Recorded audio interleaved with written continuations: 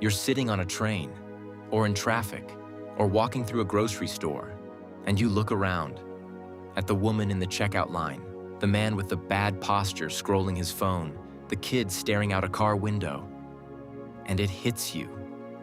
Not just that they're there, but that they're living something. That woman might be going home to an empty apartment after a breakup she hasn't told anyone about. That man might have just gotten a phone call that changed everything. A job offer, a diagnosis, an "I'm sorry." That kid might be imagining a whole universe in his head right now, one you'll never know about. And here's the thing. You don't know. You'll never know. You'll pass thousands of people this week, this month, this year, and every single one of them is the main character of a story as vivid, as messy, as heartbreaking, as beautiful as yours. There's a word for this feeling. It's called sonder. Sonder isn't an ancient word. It's not Greek or Latin. It doesn't appear in any traditional dictionary. It was coined in 2012 by a writer named John Koenig as part of a project called the Dictionary of Obscure Sorrows, a collection of words for emotions we've all felt but never had language for. Koenig's full definition is worth hearing in full. Sonder, the realization that each random passerby is living a life as vivid and complex as your own, populated with their own ambitions, friends, routines, worries, and inherited craziness.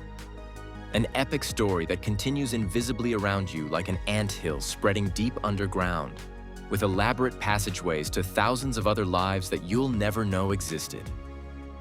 That last image, the anthill, the invisible underground, that's the part most definitions leave out. It's not just that other people have lives. It's that those lives are interconnected in ways you cannot see. Every stranger you pass is a node in a web that stretches out in all directions. Parents, exes, childhood friends, the teacher who changed their life, the person who broke their heart in 10th grade. And you are just one stranger in someone else's web. The word sonder comes from the German sonder, meaning separate or special. Because that's what this feeling does. It separates you briefly from the illusion that your story is the only one that matters. Here's the strange thing. Sonder feels profound when it hits you. But most of the time, you don't feel it at all. You walk through the world as the protagonist. And that's not selfishness. It's biology. Psychologists call it the egocentric bias. Your brain has to process an overwhelming amount of information every second, so it builds a shortcut. Your experiences, your feelings, your perspective get prioritized. Everything else gets compressed, simplified. The person who cut you off in traffic, your brain turns them into a two-dimensional character. Bad driver, jerk. Because understanding their full humanity would be computationally expensive. Maybe they're rushing to a hospital. Maybe they just lost their job. Maybe they're a genuinely inconsiderate person. But your brain doesn't have the bandwidth to run that simulation, so it doesn't. And then sometimes, for no obvious reason, the simulation does run. You're looking at a stranger and your brain, for just a moment, tries to render their whole life. The heartbreaks, the inside jokes, the song that was playing during their first kiss, the way their mother says their name. And it's overwhelming. Because if you really let yourself feel this, for everyone, all the time, you'd never function. So your brain puts the walls back up. Sonder is what happens in the gap between the walls coming down and the walls going back up. Here's what I think sonder is actually for. It's not just a poetic feeling. It's a kind of empathy that most of us never learn. Not the performative kind, not the thoughts and prayers kind. Something quieter. When you genuinely see strangers as having lives as complex as your own, something shifts. You become a little more patient, a little more forgiving, a little less certain that your problems are uniquely difficult and your joys are uniquely important. There's research on this, not on sonder specifically, but on what psychologists call perspective taking.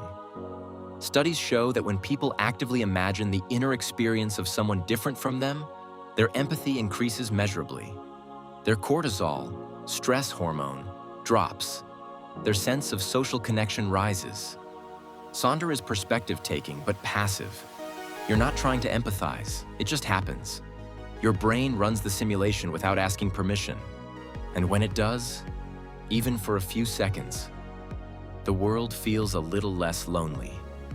Not because there are other people in it, but because those other people are real. You can't force Sonder. It's like sleep. The harder you try, the further away it gets. But you can make yourself available to it. First, put your phone down in public. I know, obvious, but Sonder requires looking at people, and most of us, me included, spend our waiting moments staring at a screen. Next time you're on a bus, in a waiting room, in line for coffee, just look up. Watch. Don't be weird about it, just notice. Second, ask yourself one question. When you see a stranger, ask, what's the hardest thing they've ever survived? You'll never know the answer, but just asking the question changes how you see them. Third, go somewhere crowded alone and stay there. A mall, a train station, an airport if you can. Sit on a bench and just watch the stories walk by.